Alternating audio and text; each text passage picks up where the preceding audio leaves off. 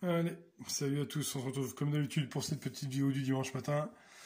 Comme d'habitude, on fera le tour de mon élevage et on commencera par les Messards Barbarus, qui sont encore un petit peu actifs. Voilà, j'ai allumé les lumières il n'y a pas très longtemps, donc du coup, ça les a un peu réveillés. Ici, on voit qu'on a encore un petit peu de couvain. Un petit major qui se balade au passage, je vais essayer de me caler et pas trop trembler. Il y a des jolis majors, hein. Voilà, on a un petit peu de couvain ici. On en a un petit peu là. Ici aussi. Enfin, rien d'impressionnant, étant donné que la ponte est arrêtée depuis quelques temps. Voilà, on voit même que la larve est légèrement jaune. Donc, est-ce qu'elle serait passée en diapause? Je sais pas. Ici, des majors, encore un peu de couvain.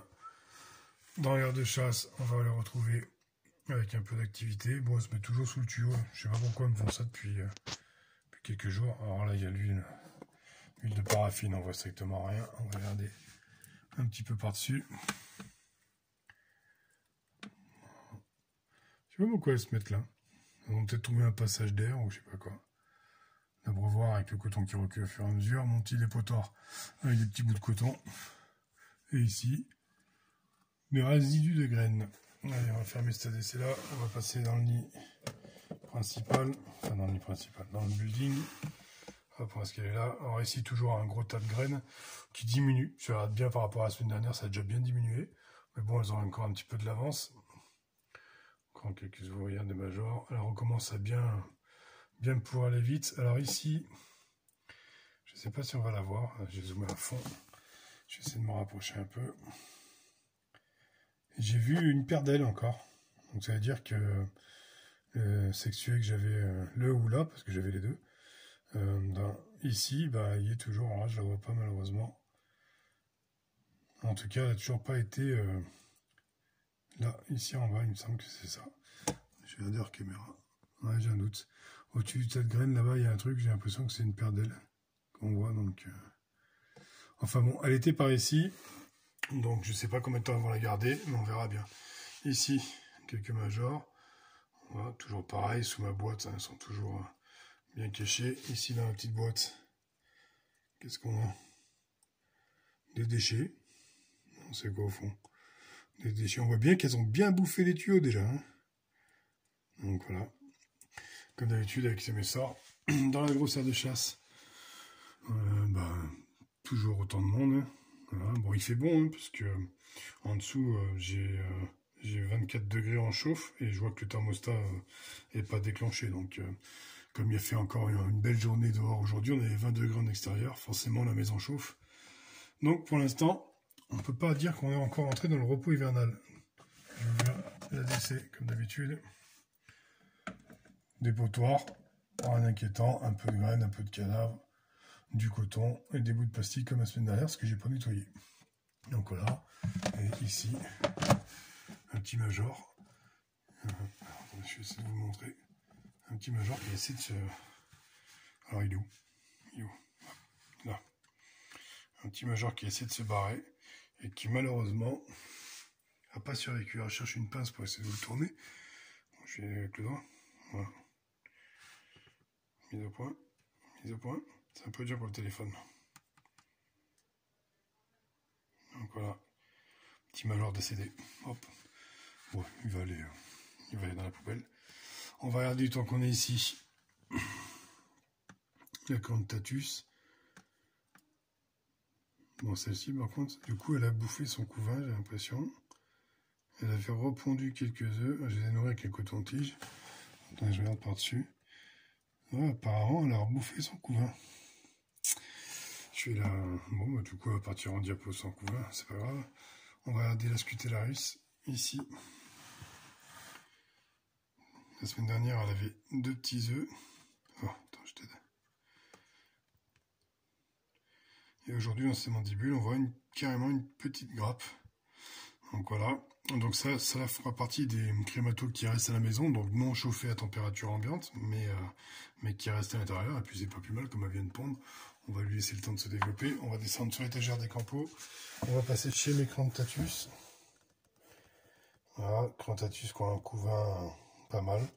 Pas d'évolution, hein, clairement, comme j'ai dit la semaine dernière, on voit bien qu'il n'y a Il n'y a pas d'évolution sur les nymphes et sur les larves, pardon. D'ailleurs, on voit pas de cocon alors que le couvain est là depuis un petit moment. Donc, voilà, elles sont passées en repos hivernal d'elles-mêmes, hein. Elles ne sont pas chauffées, pareil, elles sont là, 122 degrés. Ici, on a un média. Voilà. Alors, il est où mon plus gros de médias? Je sais plus, il doit être par là. Là, au milieu là. Alors, si je trouve de quoi vous le montrer proprement, parce que je sais plus c'est qui m'a demandé s'il y avait des médias. Donc, attendez, je cherche la pince. On est là. Donc ici, ça c'est un média. Voilà. Et à côté, ici, on a une ouvrière normale. Donc on voit bien qu'il est plus gros, il a une tête beaucoup plus grosse déjà. Donc voilà, l'anguille, elle est major. En tout cas, voilà pour ce qui est mes Micrantatus. Toujours un petit peu de... Alors, on verra pas bien, mais toujours un petit peu d'activité. Si j'ai une mise au point, ça sera mieux. Dans l'air de chasse, parce que elle continue à manger tranquillement. Ici, on est passé schéma lateralis. Donc, qui n'a pas évolué non plus encore. Donc voilà, le seul truc qu'on a, c'est qu'on a une ouvrière qui se promène un peu plus. Alors, je vais vous les passer. Je venais de la voir. Donc, elle va partir en diapose. Ah bah, l'air de chasse. Juste derrière le liquide sucré là. Hop, on va faire une mise au point. Tac. Petite ouvrière qui court. Elle va partir aussi en diapose rapidement. D'ailleurs, en fait, on est réellement samedi soir. Et je vous tourne la vidéo en avance parce que sont censés partir en diapose l'écran de Tatus. Pas celle-ci parce qu'elle est encore chauffée, mais l'autre qui est toute seule. La Myrmica ruginodis, que je vous montrerai en dernier comme d'habitude. La Phénogaster, je vais vous montrer un truc, j'ai oublié de vous la montrer. Bon, ici, on a encore du couvain. Donc la Lateralis et les Manica, et c'est pour ça que je tourne la vidéo en avance, parce que demain, les Manica prennent leur villégiature d'extérieur pour jusqu'à février, donc elles n'auraient pas été sur la vidéo. Donc j'ai préféré vous les montrer avant. On va passer donc ici chez Macrantatus. Ici on est chez la Japonicus. Vous avez reconnu le tube bien humide. Je vais essayer d'avoir une mise au point correcte. La Japonicus qui évolue tranquillement. Alors, je vais les chauffer après quand j'aurai enlevé toutes les autres fourmis. Celle-là je vais les chauffer par-dessus. Mais là on voit le joli couvain qu'elle a maintenant. Donc elle va être chauffée cet hiver. Voilà. J'ai eu un décès cette semaine. Une qui est s'isolée toute seule. Dans l'air de chasse. Alors je sais pas si elle avait chopé le Covid ou quoi, mais elle était à l'écart des autres et elle a fini par mourir au bout d'une semaine. D'ailleurs, elles l'ont même bouffée, je crois. Donc elle devait pas être si malade que ça. Donc voilà. Donc, on remonte vite fait chez Phénogaster subterranea, parce que j'ai oublié de vous montrer, mais regardez dessous elle. Alors, attendez, excusez si j'ai pas de mise au point. Regardez, il y a sa première ouvrière qui arrive. Donc du coup, je vais la laisser avoir sa première ouvrière tranquillement avant d'aller la foutre en diapose aussi. Je vois que le couvain continue à évoluer, mais je veux moins attendre qu'elle ait sa première ouvrière pour pouvoir bien la nourrir et ensuite la faire partir en diapose. On descend chez... Je sais pas éclairé pour une fois. Alors pourquoi j'ai pas la mise au point automatique aujourd'hui? C'est quoi ce bordel? On va partir chez les Manica. Je vais vous laisser en profiter 5 minutes parce qu'après... Voilà, elles ont été suffisamment nourries et elles partent. Donc du coup, comme c'est leur dernier repas en même temps, on va vous mettre un petit peu à manger, histoire de vous filmer le nourrissage. J'aurais bien aimé avoir la mise au point automatique, ça m'aurait évité de galérer, donc je remets un peu là, je vais remettre un peu en face aussi. Ça tombe bien, j'ai des vers de farine qui sont en fin de vie parce que je les ai pas nourris depuis trop longtemps. Et ils commencent à se lymphoser aussi, ce qui est assez marrant. Donc on va leur mettre un petit peu à manger aux demoiselles. Tac, ici. Profitez 5 minutes pour faire un petit nourrissage. Ça fait longtemps que je ne vous ai pas montré un nourrissage en vidéo. Puis là maintenant elles sont encore plus nombreuses qu'avant. Donc c'est encore plus sympathique. Alors, on va essayer de surveiller la première qu'on verra en position de piqûre. Alors là déjà on les voit, elles sont en train de chercher un point. C'est sur la queue du ver de farine. La toute dernière on voit qu'il y en a une qui est en train d'essayer de piquer.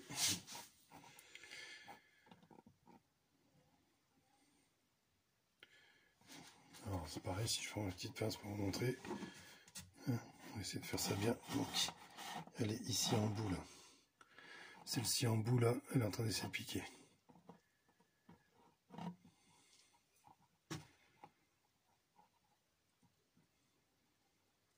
On a un petit peu de temps, je suis allé un peu vite sur les autres espèces, donc on va pouvoir s'attarder un peu sur les manicas. On va passer de l'autre côté dans la terre de chasse parce que je l'aurais mis en même temps à manger là-bas. Comme ça, il faut que je leur enlève leurs abreuvoirs dégueulasses aussi.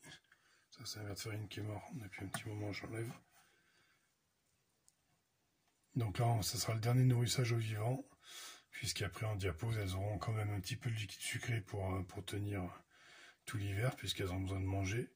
Mais elles n'auront pas forcément plus que ça du vivant. Alors, ce qui est marrant, je suis en train de regarder à côté là, et regardez comme elles sont en train de grimper là depuis que j'ai ouvert l'air de chasse, ici et ici.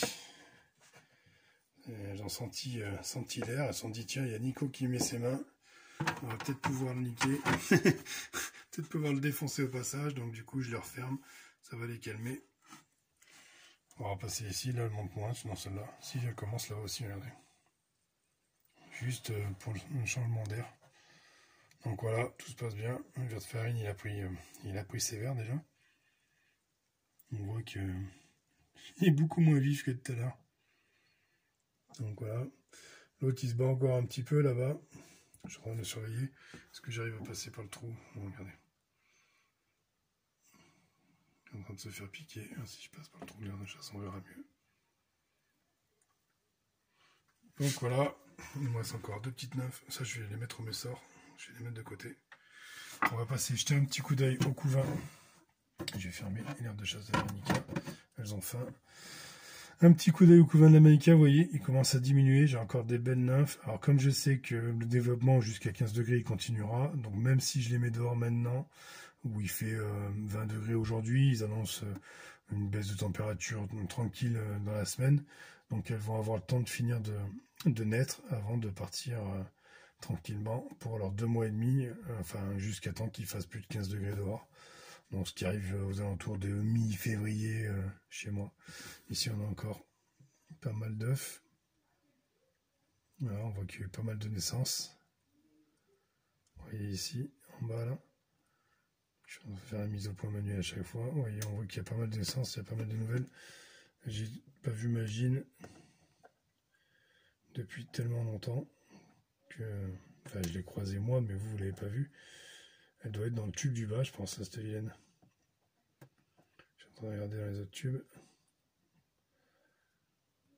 En tout cas, elle est magnifique avec son gastre tout gonflé. Est-ce qu'on arrive à voir par là? Il y a encore pas mal de couvains en bas. Hein. Il y a encore énormément de larves.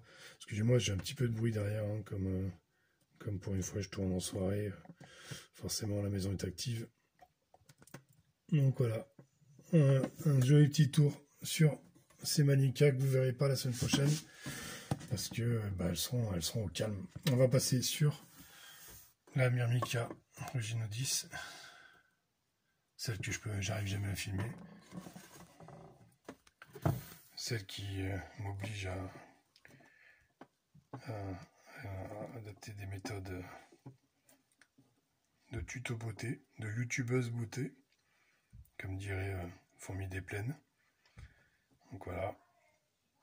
En tout cas, 3 petites larves. Et elle, pareil, elle part demain. Donc demain, on fait partir la Myrmica, on fait partir les manicas, on fait partir la Lateralis. Bon là, vous ne la voyez pas parce qu'elle est cachée ici. La Lateralis. Et on fera partir certaines campos. Et ça sera déjà pas mal parce qu'après, je vais me sentir un peu seul. Allez, 14 minutes, j'ai rallongé un petit peu.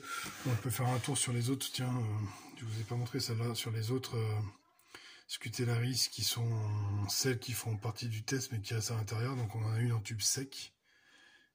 Ici. Et 3 en tube humide. Donc on verra bien ce que ça va donner. Allez, sur ce... Ah non, je vous ai dit, je mets 2 petites larves de côté pour les filer au messor. Hop. Hop, là, on verra mieux. Allez, messor. Vous battre un peu. Je leur avais pas donné de vivant, tiens, je vais leur donner un petit verre de farine aussi. Un petit verre de farine ici. Il est tombé où? Là.